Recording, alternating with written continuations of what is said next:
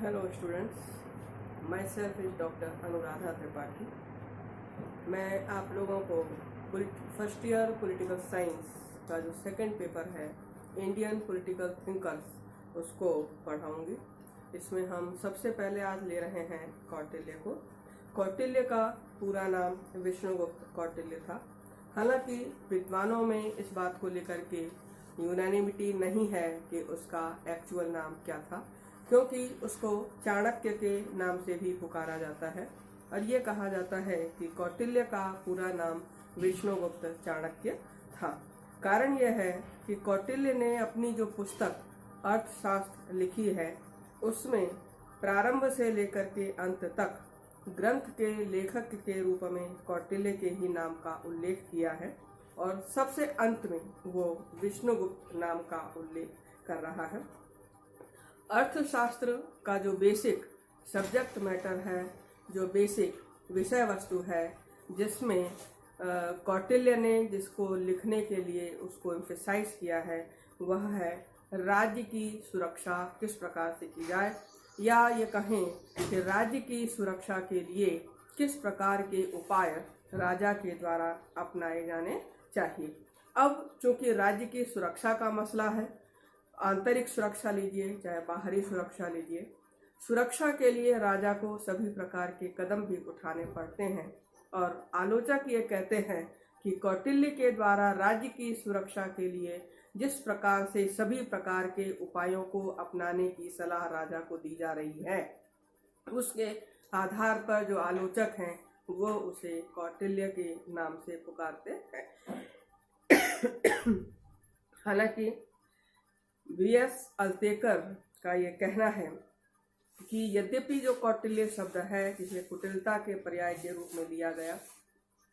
वो कोई एक रेस्पेक्टफुल वर्ड नहीं है, वो कोई एक आदर सूचक शब्द नहीं है,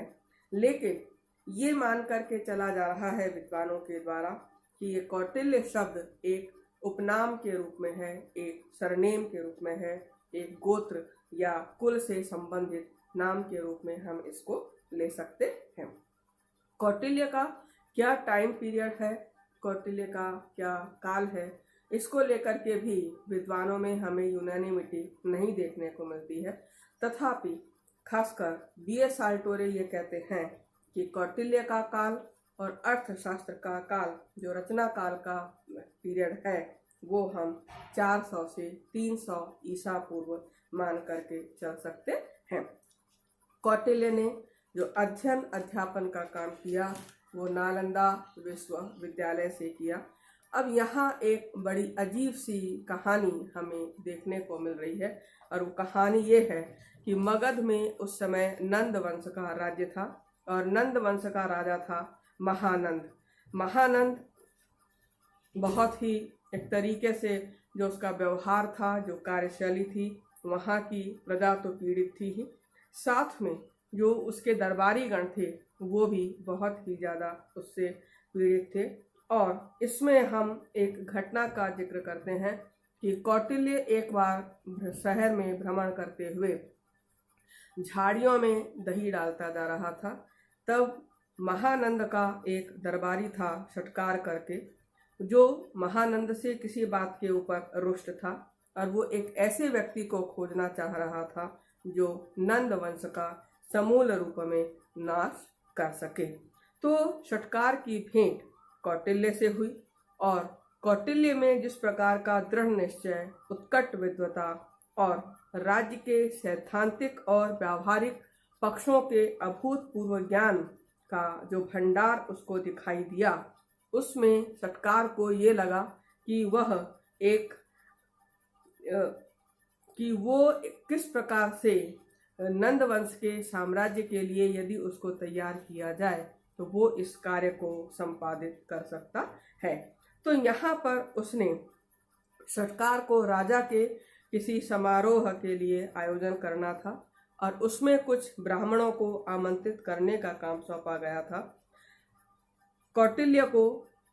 राजा की ओर से कौटिल्य को उस समारोह में आमंत्रित किया गया और उस समारोह में उसको सबसे ऊंचे आसन के ऊपर बिठाया गया।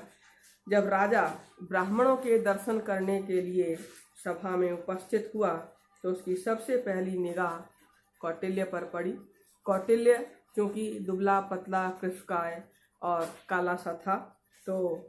महानंद ने जो शब्द बोले वो ये कि यहाँ इस चंडाल को क्यों बुलाया गया है। कौटिल्य इस अपमान को सहन नहीं कर सका और उसने उसी समय आसन से उठकर के सभा में अपनी चोटी खोलते हुए ये प्रतिज्ञा की कि जब तक मैं इस नंद वंश का समूल नाश नहीं कर दूंगा तब तक मैं अपनी इस शिखा को नहीं बांधूंगा। तत्पश्चात कौटिल्य के द्वारा जो भी उपाय अपनाए जा सकते थे नंदवंश के विनाश के लिए उसने अपनाए और चंद्रगुप्त को मगध के सम्राट के पद पर आसीन किया। चंद्रगुप्त ने कौटिल्य को अपना प्रधानमंत्री बनाया और उसकी सहायता से अपने राज्य को व्यवस्थित ढंग से शासित करने के साथ ही साथ अपने साम्राज्य का विस्तार भी किया। कौटिल्य के द्वारा जो अर्थशास्त्र नाम की पुस्तक की रचना की गई है उसकी जो पृष्ठभूमि है वो ये है कि इस समय सिकंदर के द्वारा भारत पर आक्रमण किया गया था और भारतीय राजाओं में किसी भी प्रकार की एकता हमें देखने को नहीं मिल रही। परिणाम ये हुआ कि किसी भी प्रकार की एक केंद्रीयकृत शक्ति के अभाव में कोई भी भारतीय राजा सिकंदर के आक्रमण का सामना सही तरीके से नहीं कर सका। तो यहाँ पर कौटिल्य के द्वारा ये महसूस किया गया कि बाहरी आक्रमणों से राज्य की सुरक्षा के लिए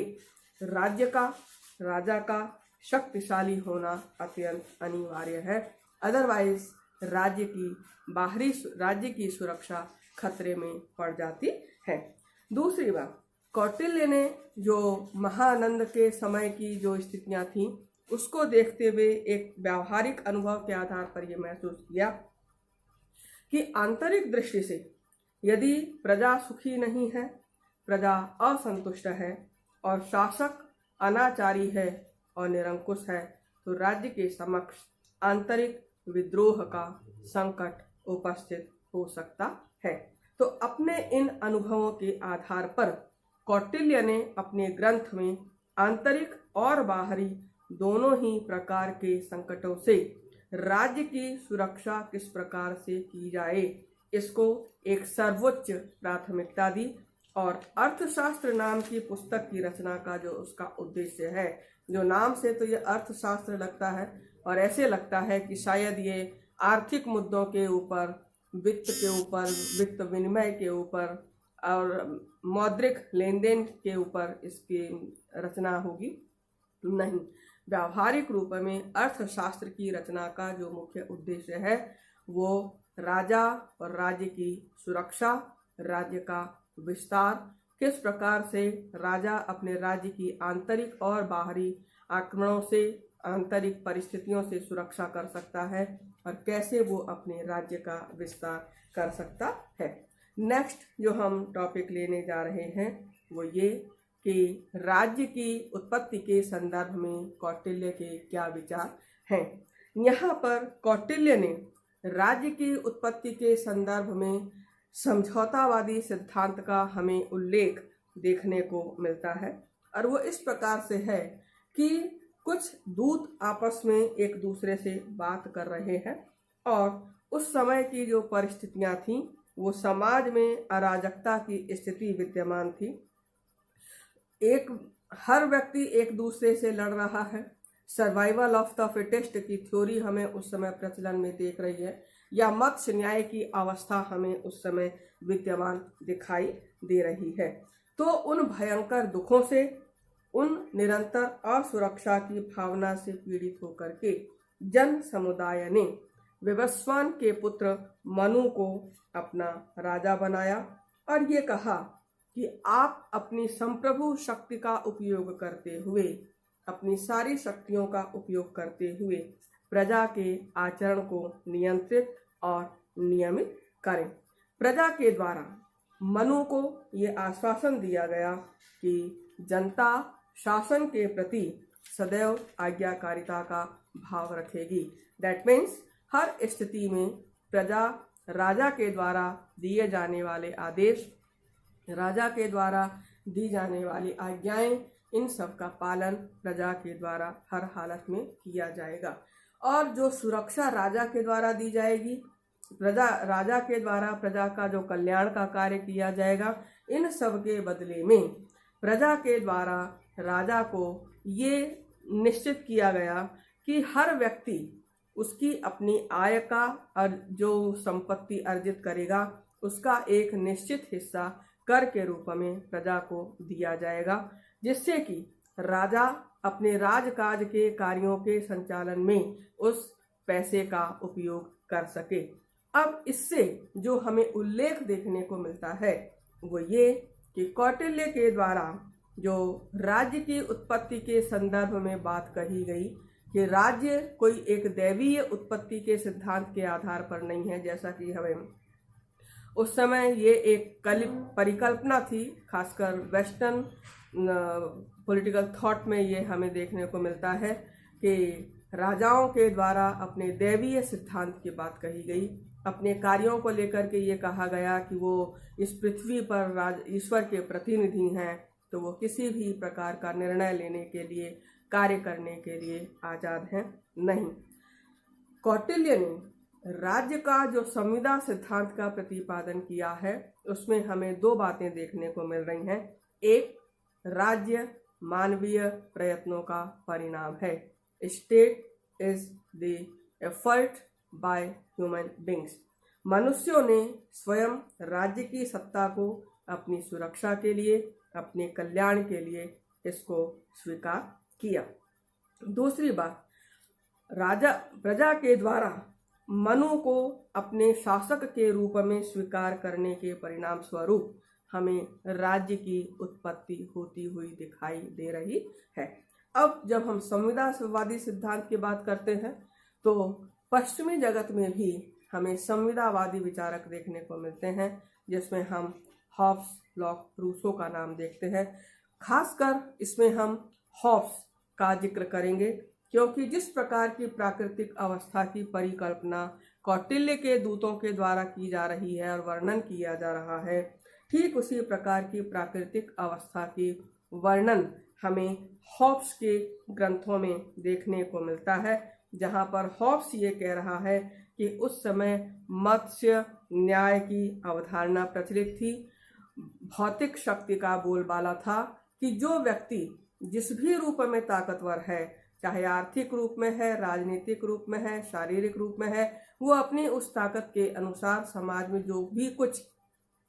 प्राप्त कर सकता था उसको प्राप्त करने की कोशिशों में लगा हुआ है। तो उस समय एक ऐसी कोई संस्था ही नहीं थी समाज में और राज्य में जो दुर्बलों की रक्षा कर सके, दुर्बलों को बलवानों के द्वारा पीड़ित होने से बचाया जा सके। तब हॉब्स के व्यक्तियों ने भी राजा का निर्माण किया, अब उसको अपनी सारी संप्रभु शक्ति दे दी और अपने ऊपर आदेश देने का कार्य, अपने ऊपर उसे शासन करने का अधिकार हॉब्स के नागरिकों के द्वारा अपने शासक को दिया गया। ऊपरी तौर पर तो देखने पे ये लगता है कि हॉब्स के द्वारा जिस संविदावादी समझौते की बात की जा रही है और कौटिल्य के द्वारा जिस संविदावादी समझौते की बात की जा रही है वो समान है। व्यावहारिक रूप में हम देखें तो हमें वो समानता सतही रूप में देखने को मिलती है, ऊपरी तौर पर देखने को मिलती है। व्यावहारिक रूप में हम यदि देखें तो हम ये पाएंगे कि हॉब्स के द्वारा जिस शासक का निर्माण किया जा रहा है, जो प्रजा का कल्याण करेगा, प्रजा की सुरक्षा प्रदान करेगा, उस शासक के पास बेशुमार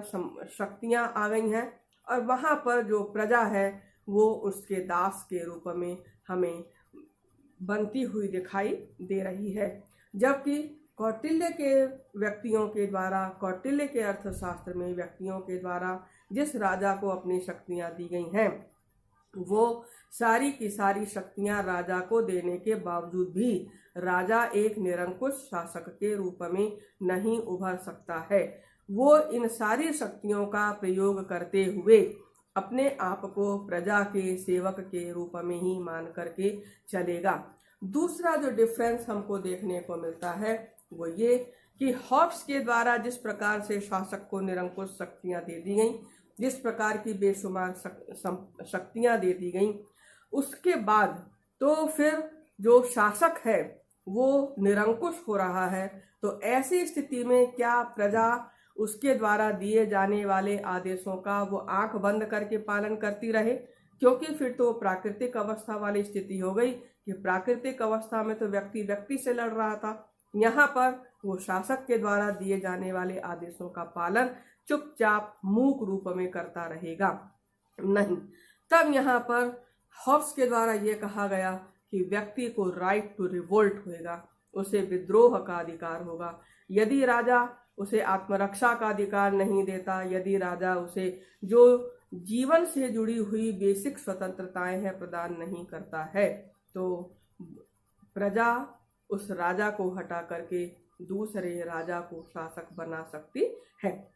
वो राइट टू रिवोल्ट का कंसेप्ट हमें कौटिल्य में देखने को नहीं मिल रहा है। कारण क्योंकि राजा के पास ढेर सारी शक्तियां होने के बावजूद वो जो शक्तियां हैं वो राजा के अधिकार के रूप में नहीं है, वो राजा के कर्तव्य के रूप में है, वो राज्य के कर्तव्य के रूप में है। और आदि से लेकर के अंत तक धर्म ग्रंथों के माध्यम से, पुरोहितों के माध्यम से, सलाहकारों के माध्यम से राजा को हर समय इस बात के लिए सावचेत रखा जाता है कि प्रजा ने जो उसे ये शक्तियां दी हैं उसे इन शक्तियों का पालन अपने कर्तव्य के रूप में करना है, अधिकार के रूप में नहीं करना है। दैट मीन्स राजा उन सारी शक्तियों का प्रयोग करने के बावजूद प्रजा के सेवक के रूप में ही अपने कार्यों को संपन्न करेगा। Thank you. कल हम लोग लेंगे राज्य के अंग कौन कौन से हैं